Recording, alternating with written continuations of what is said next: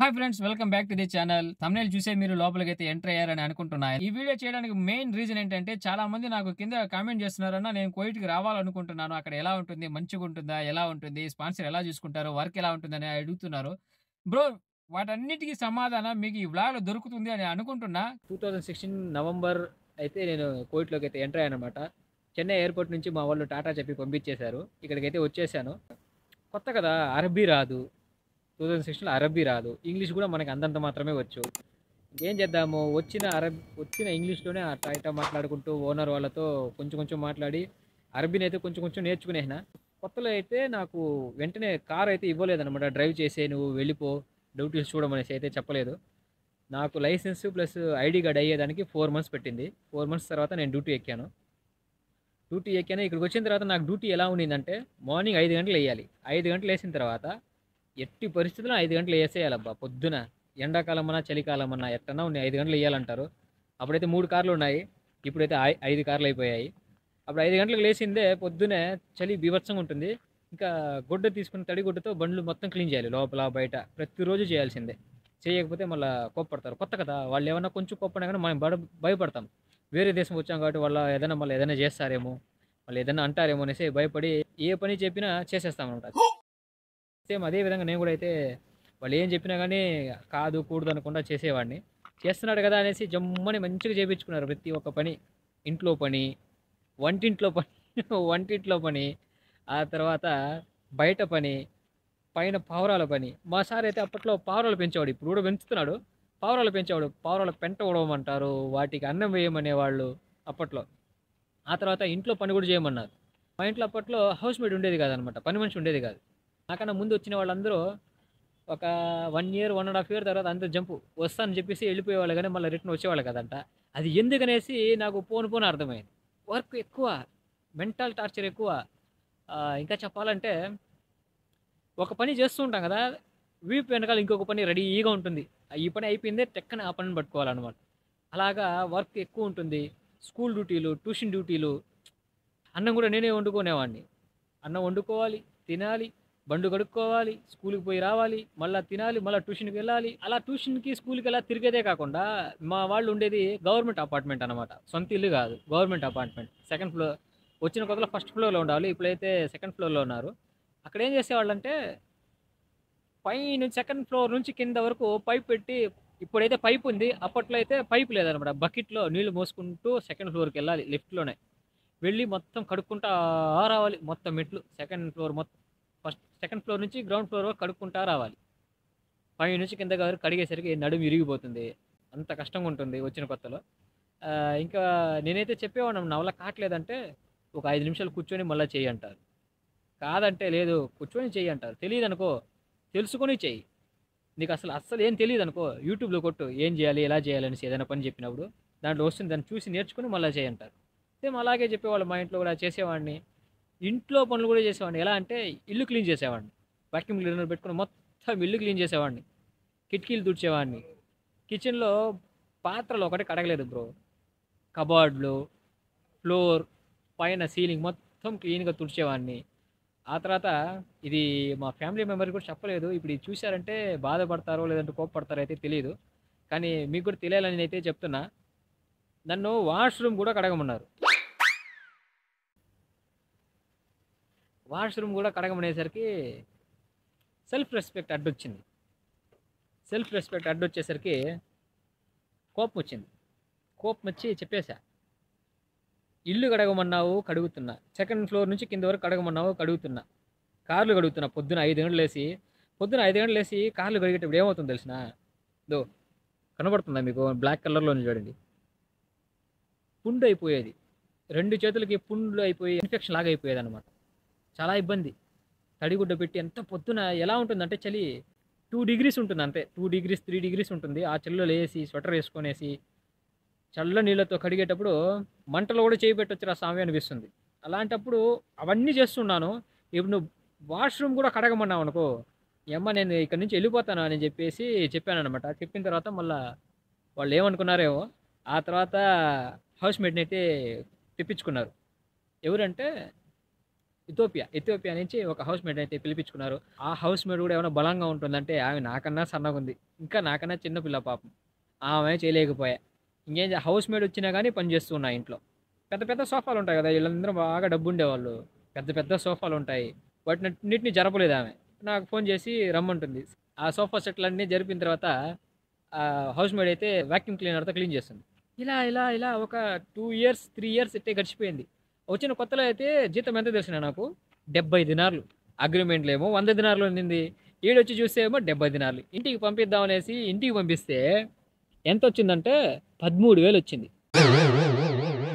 ఎంత? 13,000. కళ్ళు బయలు గమ్మినాయి ఆ 13,000 చూసేసరికి నాకు. అగ్రీమెంట్‌లేమో 100 దినార్లు ఉంది. వాళ్ళు ఇచ్చేది 70 దినార్లు ఇస్తాము. దానిపైన ఇవ్వము. కొత్తగా వచ్చే వాళ్ళందరికీ ఇంతే అని చెప్పేసరికి నాకు వీసా తీసినోడి పైన భలే కోపం వచ్చింది. నువ్వు మనిషివా పశువురా? ఇంకా ఆయన్నేసుకున్నా. ఏందిరా ఇది నువ్వేమో 20,000 అని చెప్పినావు. ఈడొచ్చిన తర్వాత 13,000 వస్తుంది. ఇది ఇంటికి పంపించే బదులు ఇంటికాడ ఏదో ఒక పని చేసుకునవచ్చు కదరా అనేసి నేను అడిగితే, లేదు ఇక్కడ ఇంతే ఇచ్చేది. నీకు చెప్పలేదనేసి మళ్ళీ నన్ను అడుగుతాడు. ఇంకేం చేద్దాం వచ్చేసినాము. సర్లే ఇదంతా అయ్యే పని కాదు. నా వల్ల కాదు. నాకు మామూలుగా నాకు 100 దినాలు కావాలంటే నీకు అకామా కొట్టియాలి. అదేవిధంగా లైసెన్స్ చేపియాలి. ఇవన్నీ ఉంది కదా! కాబట్టి నువ్వు ఇప్పుడు గట్టిగా అడిగినట్టు వాళ్ళు చేపియరు. లైసెన్స్ ఉంటేనే కువైట్‌లో ఈ ఇల్లు కాకపోయినా వేరే ఇంటికి పోయినాక లైసెన్స్ ఉంటేనే నీకు జీతం మంచిగా ఉంటుంది. కాబట్టి లైసెన్స్ వచ్చే వరకు నోరు మూసుకొని గమ్మున ఉండమన్నారు. సర్లే ఇంక ఇంతగా బ్రెయిన్ వాష్ అయితే చేస్తున్నాడు. ఆలోచించా. సర్లే ఏదో కష్టమో, ఇష్టమో అనేసి ఇంక చేసుకుంటూ వచ్చేసా. ఆ తర్వాత మెల్లమెల్లంగా 1 ఇయర్‌కి 10 దినాలు, 2 ఇయర్స్‌కి 10 దినాలు, ఒక్కొక్కసారి అయితే 20 దినాలు పెంచేశారు. అలా కొంచెం కొంచెం పెంచుకుంటూ వచ్చారనమాట జీతం. దాంట్లో అయితే పర్లేదు. కానీ డ్యూటీ మాత్రం కొంచెం పెరుగుతూనే పోయింది. వచ్చిన కొత్తలో నాకు రోడ్లు తెలిసేవి కాదు. ఒక్కొక్కసారి బండేసుకొని వెళ్ళిపోయేవాడిని. అన్నీ మనకు తెలుసులే అనేసి వెళ్ళిపోయేసరికి ఏమవుతుందంటే తిరిగి అదే ప్లేస్‌లో ఉంటా. కానీ ఇంటికి వచ్చేదాన్ని దారి తెలవకుండా మొత్తం తిరిగి పెట్రోల్ మొత్తం ఖాళీ చేసేవాడిని. అప్పట్లో ఏం కోప్పడలేదు వాళ్ళు కొత్తగా కాబట్టి. కానీ ఇప్పుడు గనక అలా తిరిగామనుకో దుమ్ము లేపుతారు. "నువ్వే పెట్రోల్ పోయిరా" అంటారు. ఇప్పుడు అంటే అన్నీ తెలిసిపోయింది. కొత్తగా వచ్చే వాళ్ళకి ఏం చేస్తారంటే వాళ్ళు స్మార్ట్ ఫోన్ కొనిచ్చేస్తున్నారు ఇప్పుడు. భయపడాల్సిన అవసరమే లేదు కొత్తగా వచ్చేవాళ్ళు. వాళ్ళే లొకేషన్ ఇచ్చేస్తారు. ఎక్కడికైనా వెళ్ళాలంటే అక్కడ వాళ్ళని పిలుచుకొని పోయి డ్రాప్ చేసేయాలి. మళ్ళీ అక్కడ నుంచి పికప్ చేసుకొని ఇంటికి వచ్చేయాలి. కాబట్టి కొత్తగా వచ్చే వాళ్ళకి ఇక్కడ రూట్స్ ఎలా ఉంటాయి, ఎలా తెలుసుకోవాలనే భయం అయితే అస్సలు అవసరం లేదు. భయపడకండి. నాకు 60, 70 దినాలు ఇచ్చేవాళ్ళు. నాకనే కాదు చాలా మందికి అలాగే ఉండింది కొత్త వాళ్ళకి. కానీ ఇప్పుడైతే అలా కాదనమాట. ఖచ్చితంగా 100 కేడీ అయితే ఇస్తున్నారు. ఎక్కడో కొంతమంది 100లో ఒక ఇద్దరో, ముగ్గురో మాత్రమే 80 దినాలు, 90 దినాలు అని కొంచెం పట్టుకొని ఇస్తున్నారు జీతము. కాబట్టి కొత్తగా వచ్చే వాళ్ళకి మొత్తం క్లియర్‌గా కనుక్కొని రండి. అంతేగాని ఇక్కడికి వచ్చేసిన తర్వాత నువ్వు ఇంతే లేదే, అంతే లేదే అనేసి మళ్ళీ వాళ్ళతో రచ్చ చేసుకుంటే ఉపయోగం ఉండదు. ఇంటికి కూడా పంపియరు కొంతమంది. ఇంటికి పోవాలంటే డబ్బు కట్టేసిపో అంటారు. కొంతమంది అయితే పంపించేస్తారు. కొంతమంది అయితే అస్సలు పంపియరు. 2 సంవత్సరాలు ఉండేసి పోమంటారు. కాబట్టి ఒకసారి ముందే మీకు వీసా ఇచ్చి అతని కనుక్కొని ఆ తర్వాత ఫ్లైట్ ఎక్కేసి కువైట్‌కి రండి. నేనైతే 2 సంవత్సరాలు మాత్రం అగ్రీమెంట్ వేసుకొని వచ్చా. ఇక్కడికి వచ్చిన తర్వాత ఇంటికాడ పరిస్థితులు బాలేవు. అప్పులున్నాయి. ఇంట్లో వాళ్ళని మంచిగా చూసుకోవాలి. సిస్టర్ ఉంది. సిస్టర్‌కి మ్యారేజ్ చేయాలి. ఇవన్నీ మైండ్‌లో ఉండేసరికి ఒక్కోసారి రాత్రుల్లో నిద్ర వచ్చేది కాదు. బుర్ర మొత్తం హీట్ అయిపోయి బొచ్చంతా రాలిపోయింది. అలాగా చాలా ఇబ్బంది పడినాను ఇక్కడ నేను. మామూలు ఇబ్బంది కాదు. కొన్ని ఉన్నాయి చెప్పుకోలేనవి. చెప్పుకుంటే మళ్ళా మా ఫ్యామిలీ మెంబర్స్ అయితే ఖచ్చితంగా చూస్తుంటారు నా వీడియోస్. మళ్ళా వాళ్ళు బాధపడతారనేసి కొన్ని అయితే చెప్పకుండా వదిలేస్తున్నా. కాబట్టి ఏమనుకోద్దు. So sorry. వర్క్ వర్క్ గురించి ఎలా అంటే పొద్దున లేసేసి బండ్లు కడిగేస్తాను కదా! బండ్లు అన్నీ కడిగేదానికి ముందు ఇప్పుడైతే కీస్ ఇచ్చేస్తారు నాకు. ఇప్పుడు 5 కార్లున్నాయి. 5 కార్ల కీస్ నా దగ్గర ఉంటాయి. అప్పట్లో కీస్ నా దగ్గర ఉండేవి కావు. పొద్దున్నే లేసి ఫస్ట్ ఫ్లోర్‌కెళ్ళి బెల్ కొట్టాల. టింగ్ టింగ్ అని బెల్ కొట్టేది. వాళ్ళని లేపాల నేను. లేపి మళ్ళా వాళ్ళు బయటొచ్చి నాకు కీస్ ఇస్తారు. ఆ కీస్ తీసుకొనెళ్ళి బండ్లు స్టార్ట్ చేసి, క్లీన్ చేసి, మళ్ళా కీస్ తీసుకొనొచ్చి పైనిచ్చి, మళ్ళా పిల్లోడిని పిలుచుకొని నేనే పోయి పిలుచుకొని రావాలా వాడిని. పైనుంచి వాడిని పిల్లోడిని పిలుచుకొనొచ్చి స్కూల్‌లో వదిలి మళ్ళా ఇంటికి రావాలా. వచ్చిన తర్వాత ఏం చేస్తాను చెట్లున్నాయి. చెట్లకు నీళ్లు పట్టాలా. చెట్లకు నీళ్లు పట్టిన తర్వాత మళ్ళా పైకెళ్ళాల. టాప్ ఫ్లోర్‌కి అంటే టెర్రస్ పైకెళ్ళాల. టెర్రస్ పైకెళ్ళిన తర్వాత వాళ్ళు వాటిని క్లీన్ చేసి, మళ్ళా వాటికి అన్నం పెట్టాలా. ఇదంతా అయిపోయిన తర్వాత నేను టిఫిన్ చేసేసరికి 10:30, 11 అయిపోతుంది. ఇంకా టిఫిన్ చేసేసిన 5 నిమిషాలకి మళ్ళా మధ్యాహ్నం వంట వండుకోవాలి. లేదంటే మధ్యాహ్నం పస్తులే. మా ఇంట్లో అన్నం ఇయ్యరు. చెప్పేసారు ముందే. అన్నం ఇయ్యరు. 10 దినాలు కావాలంటే నీకిస్తాను. 10 దినాలతోనే నువ్వేమన్నా వండుకో. కానీ వాళ్ళు ఏమేమి ఇస్తారన్నారంటే బియ్యము, పప్పు, నూనె, చికెన్, ఆ తర్వాత ఆయిల్, ఇదే వాళ్ళిచ్చేది. ఇంకేది ఇవ్వరు. చాలామందికి ఇదే ఇస్తున్నారు. కొంతమందికి అది కూడా లేదు. కొంతమందికి వాళ్ళే వండిస్తున్నారు కాబట్టి ఇలా ఉంటుంది అన్నమాట ఇక్కడ సిట్యుయేషను. నాకు 10 దినాలు ఇచ్చేవాళ్ళు. ఆ 10 దినాల్లో అప్పట్లో మంచిగా సరిపోయేది. ఇప్పుడే అంటే 20 దినాలు అయిపోతుంది. ఇంకోటేంటంటే ఇప్పుడు ఆ 10 దినాలు ఇచ్చేది కూడా నిలిపేశారు. మొత్తం జీతంలోనే చూసుకొనేస్తున్నారు. ఏరా అంటే ముందేమో కొత్త కాబట్టి నీకు 10 దినాలు ఇస్తూ ఉన్నాము. ఇప్పుడు నువ్వు పాత మనిషి అయిపోయినావు గదా! ఇప్పుడు ఇంతే. కాబట్టి నీ జీతంలోనే వండుకో. కానీ మేమిచ్చే ఐటెమ్స్ మాత్రం ఇస్తా ఉంటాము. మార్కెట్‌కెళ్ళి వంకాయలు, బెండకాయలు, టమాటాలు, కూరగాయలు అయ్యి ఏది కావాలంటే తీసుకో. మటన్, చికెన్ ఇస్తారు గానీ మటన్ ఇయ్యరు, చేపలియ్యరు. నీకు అంతగా తినాలనిపిస్తే పోయి బయట నుంచి కొనుక్కొని తిను అనేస్తారు. వాళ్ళకెప్పుడన్నా మంచి మూడ్ ఉండిందంటే ఏదైనా స్పెషల్ వండారంటే అప్పుడు నన్ను పిలుస్తారు. పిలిచి ఒక ప్లేట్‌లో ఏసి ఇచ్చేస్తారనమాట. పోయి తినుపో అనేసి. అలా ఉంటుంది ఇక్కడ. ఇంకోటి బ్రో, ఇక్కడొచ్చిన తర్వాత మీ స్పాన్సర్‌ల పైన కోప్పడొద్దు. ఎందుకంటే వాళ్ళు చిరాకు తెప్పిస్తారు. ఒక పనిని 10 సార్లు చేయమంటారు. కానీ చేయాల్సిందే. చేయలేదనుకో కోప్పడతారు. కొన్ని ఇళ్ళైతే పట్టీలమని కొట్టేస్తారు గూడా ఇక్కడ. ఇంతవరకు ఏమి అలాంటి సిట్యుయేషన్ అయితే రాలేదు నాకు. కొంతమందిని చూశాననమాట. పాపం చెప్పిన పని చేయకపోతే కొట్టేస్తారు. అలాంటి వాళ్ళు గూడా ఉన్నారు. కొన్ని ఇళ్ళలైతే సూపర్‌గుంటాయి. అసలు ఏ మాట గూడా అనరు. బండి తోలినావా, రూమ్‌కెళ్ళిపోయినావా అలాంటి ఇల్లులు గూడా ఉన్నాయి. కాబట్టి కొత్తగా వచ్చేవాళ్ళకి కొంచెం కష్టంగా ఉంటుంది. పాత డ్రైవర్ అయితే మాత్రం పర్లేదు. ఎందుకంటే అరబీ తెలిసుంటుంది. సిట్యుయేషన్ ఎలా ఉంటుంది, దాన్ని ఎలా ఫేస్ చేయాలి అనే కొంచెం అవగాహన ఉంటుంది వాళ్ళకి. కాబట్టి పాత వాళ్ళకైతే ఇబ్బంది లేదు. కొత్తగా వచ్చే వాళ్ళకైతే కొంచెం ప్రాబ్లమ్‌గా ఉంటుంది. అన్నిటిని ఫేస్ చేయగలము అని అనుకునే వాళ్ళు మాత్రమే బయటికి రండి. ఏదో పిరికితనం, ఆ తర్వాత గుండెలో భయం ఉండేవాళ్ళు ఇక్కడికి వచ్చారనుకో బతకలేము. కాబట్టి కొంచెం జాగ్రత్త. లైటింగ్ ఎళ్ళిపోతుంది. నాకు ఇదంతా మార్నింగ్ షూట్ చేద్దాం అనుకున్నాను. మార్నింగ్ ఇప్పుడు ఎగ్జామ్ అయితే జరుగుతున్నాయన్నమాట పిల్లలకి. కాబట్టి మార్నింగ్ షూట్ చేద్దాం అనుకుంటే అస్సలు కుదరట్లేదు. ఇంకా ఇది ఇలాగే పోతూ ఉంటుంది. ఎలాగైనా ఈ ఈ మంత్ ఎండింగ్ లోపల నేను దీన్ని వ్లాగ్‌ని అప్‌లోడ్ చేయాలనేసి ఒక పట్టుదలతో ఉన్నాను. అందువల్లే లైటింగ్ పోయినా గానీ షూట్ చేస్తున్నా. మెయిన్ పాయింట్ చెప్పడం మర్చిపోయినాను. కువైట్‌లో వచ్చిన తర్వాత కొంతమందికి రూమ్స్ మంచిగుంటాయి. కొంతమందికి రూమ్స్ ఉండవు. కొంతమందికి దరిద్రంగుంటాయి. వచ్చిన కొత్తలో అయితే నాకు రేకుల షెడ్ ఇచ్చారు టెర్రస్ పైన. చాలా దరిద్రంగా ఉండింది. చాలా కష్టంగా ఉండింది. అందులోనే వండుకోవడం, అందులోనే తినడం, అందులోనే పడుకోవడం. ఒకటే ఆ స్మెల్లు, వండుకున్న స్మెల్లు భలే ఇబ్బందిగా ఉండింది. ఇప్పుడైతే ప్రెజెంట్ ఛానెల్‌లో ఒక వ్లాగ్ ఒకటి అప్‌లోడ్ చేస్తున్నాను. మై రూమ్ టూర్ అనేసి. ఎవరైనా చూడకుండా ఉంటే వెళ్లి చూసి ఎలా ఉంది రూమ్ అనేసి కింద కామెంట్ చేయండి. ఇప్పుడైతే రూమ్ పర్లేదు బ్రో. సూపర్‌గా ఉంది. మంచిగా రెడీ చేసుకున్నా నేనే. చెప్పి రెడీ అయితే చేసుకున్నా. మంచిగుంది ఇప్పుడు. కొంతమందికి రూములు ఉండవు. వేరే వాళ్ళ రూముల్లో పెట్టి వర్క్ చేపించుకుంటారు. కొంతమందికి రూములు మంచిగుంటాయి. కొంతమందికి రూములు చిన్నగుంటాయి. అలాంటి ఇబ్బందులు కూడా ఉంటాయి ఇక్కడ. కొత్తగా వచ్చేవాళ్ళు ఆలోచించండి. అలాగే పాత మనుషులు ఎవరైనా వచ్చినా గానీ అడ్జస్ట్ చేసుకుంటారు వాళ్ళు నాకు తెలుసు. ఎందుకంటే అనుభవం ఉంటుంది కాబట్టి అడ్జస్ట్ చేసుకోగలరు. 5½ ఇయర్ తర్వాత ఇంటికెళ్ళా. 2016లో వచ్చా కువైట్‌కి. 2022లో వెళ్ళా ఇంటికి. 5½ సంవత్సరం. ఈ 5½ సంవత్సరంలో కరోనా దెబ్బేసింది ఒకసారి నన్ను. ఇంటికెళ్దామనుకునేసరికి కరోనా వచ్చింది. కూర్చోబెట్టేసింది కువైట్‌లోనే. దానివల్ల సర్లే ఇంకా కరోనా వచ్చింది కదా! ఇంకొక సంవత్సరంన్నర చేసుకొని పోదామనేసి మొత్తం 5½ సంవత్సరం చేసుకొని, ఆ తర్వాత ఇంటికెళ్ళా. అది కూడా మా ఇంట్లో సర్ప్రైజ్ విజిట్. సర్ప్రైజ్. నోరు తిరగట్లేదు. సర్ప్రైజ్ విజిట్ అన్నమాట. మా అమ్మ ఎవ్వరికీ చెప్పలేదు.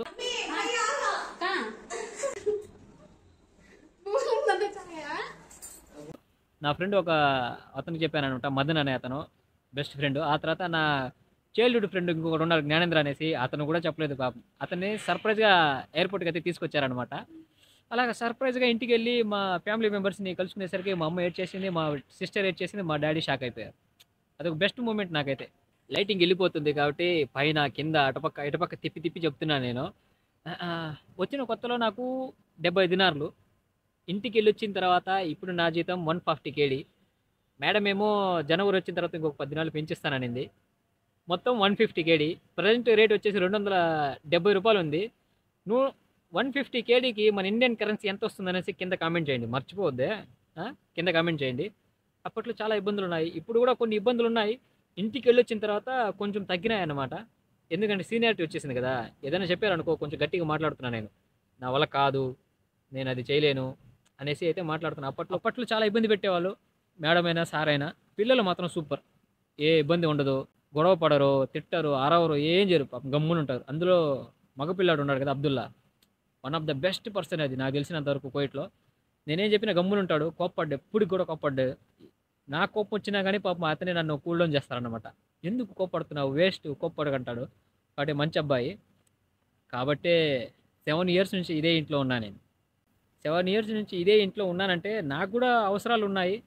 వేరే ఇంటికెళ్ళాలంటే మళ్ళా 2 సంవత్సరాలు ఇంటికాడ వేస్ట్‌గా ఇసుక అమ్ముకోవాలి ఇసుక. అదంతా అయ్యే పని కాదు. కాబట్టి ఏదో ఈ ఇంట్లోనే చేసుకొని పోదామనేసి అయితే నేను మళ్ళా రిటర్న్ ఈ ఇంటికే వచ్చేసా. 2022 9th మంత్ నేను మళ్ళీ రిటర్న్ వచ్చాననమాట కోవిడ్లోకి. అప్పటి నుంచి లైఫ్ అయితే మంచిగానే పోతుంది. వర్క్ అయితే అలా ఉంది. కార్లు అయితే అప్పట్లో 3 కార్లు ఉండేవి. ఇప్పుడు 5 కార్లు ఉన్నాయి. 5 కార్లు మార్నింగ్ 5:30కి లేస్తా ఇప్పుడు. అప్పట్లో 5 గంటలకు లేసేవాడిని. ఇప్పుడైతే 5:30. 5:30కి లేసి మొత్తం క్లీన్‌గా చేసేయాలి బండ్లు ఖచ్చితంగా లోపల, బయట. చేసేసిన తర్వాత మళ్ళా స్కూల్‌కెళ్ళేసి రావాలి. స్కూల్‌కొచ్చిన తర్వాత సేమ్ మళ్ళా రొటీన్ తినాలి. మళ్ళా చెట్లకి నీళ్లు పోయాలి. పావురాళ్ళకి మేత వేయాలి. సెకండ్ ఫ్లోర్ నుంచి గ్రౌండ్ ఫ్లోర్ వరకు అప్పట్లో వారానికి ఒకసారి కడిగేవాడిని. ఇప్పుడైతే నెలకొకసారే. అది కూడా నాకు అనిపిస్తేనే. లేదంటే అది కూడా లేదు. అప్పట్లో 5 పిల్లల్ని నేనే పిలుచుకొని పోయేవాడిని. ఇప్పుడు జస్ట్ ముగ్గురే అనమాట ట్యూషన్‌కి.